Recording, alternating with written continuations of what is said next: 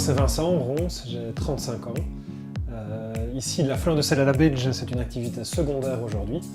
J'ai une autre activité principale qui me permet de gagner ma vie. Donc celle-ci est un projet qui a un peu plus de 2 ans et qui, j'espère, un jour deviendra activité principale. Mon activité consiste à transformer de la fleur de sel. Donc, en fait, c'est une technique par imprégnation.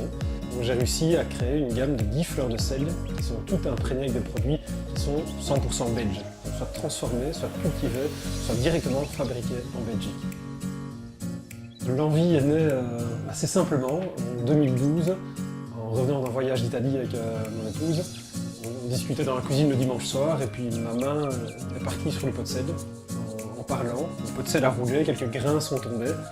J'ai redressé le pot et puis là j'ai eu la petite lumière un peu comme dans les films. Et, je lui ai dit je vais faire la fleur de sel avec du chocolat, de la bière et du chou de Bruxelles.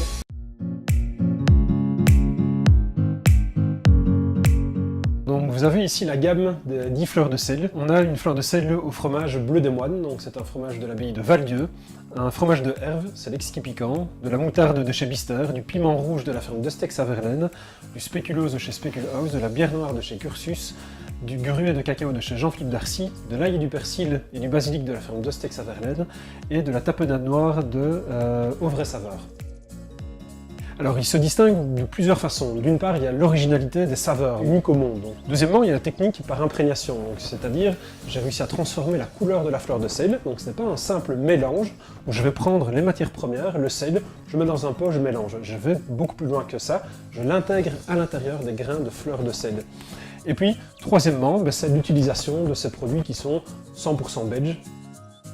Pourquoi la belge? J'ai eu cette idée en renversant mon pot de sel. La phrase est sortie d'elle-même, les grains de sel à la belge. Vraiment, l'idée de base, c'était de mettre de bons produits belges en avant au travers de la fleur de sel.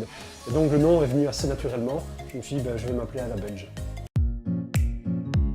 Tout ce qui est logo, tout ce qui est site internet, je l'ai fait moi-même. Donc j'ai pris mon PC, j'étais voir sur Google comment faire un site internet, comment faire un logo. Et puis j'ai commencé aussi à travailler tout ce qui est étiquette et tout ce qui est coffret. Donc ça c'est vraiment au point de vue du visuel. Et puis sinon au point de vue communication, il y a un peu moins de 2 ans d'ici, j'ai contacté pas mal de journaux, j'ai contacté l'RTBF, RTL, etc. Ici, ce concours qui me permet aussi de me mettre en valeur, qui est une extrêmement belle vitrine pour nous artisans et pour moi, pour faire connaître mon produit. Et puis aussi toutes les démarches futures, le développement des produits. Donc ça va être essayer de quitter la Wallonie tout doucement, essayer de commencer à commercialiser à l'étranger. Donc là j'ai fait appel à un distributeur pour tout ce qui est Belgique. Puis il y a une personne qui va s'occuper de tout le côté asiatique.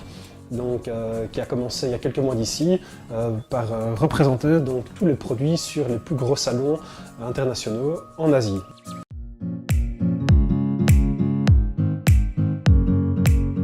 Alors les conseils, il y en a énormément.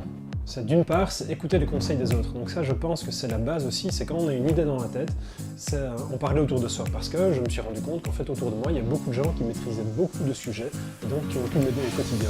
Et puis deuxièmement, il y a pas mal d'organismes, par exemple, téléphoner à un secrétariat social, on peut se renseigner sur les démarches administratives qu'il faut faire avant de lancer une société. Même chose, par exemple, sonner à une personne qui est compétente pour la création d'une SPRL. Donc si la personne, parce que moi ici je suis une SPRL, donc sonner par exemple à un comptable, ne pas hésiter à prendre son téléphone et appeler des professionnels, ça ne coûte rien, ils vont vous donner des conseils assez rapides et assez simples, mais qui vont nous permettre, nous, de pouvoir commencer à créer la société. Et puis deuxièmement, il y a tout ce qui est le plan financier, donc ça, même chose, ne pas hésiter à en parler. À nouveau, c'est vraiment essayer de s'entourer de personnes plus ou moins compétentes qui vont pouvoir nous aider et nous aiguiller dans cette bonne direction.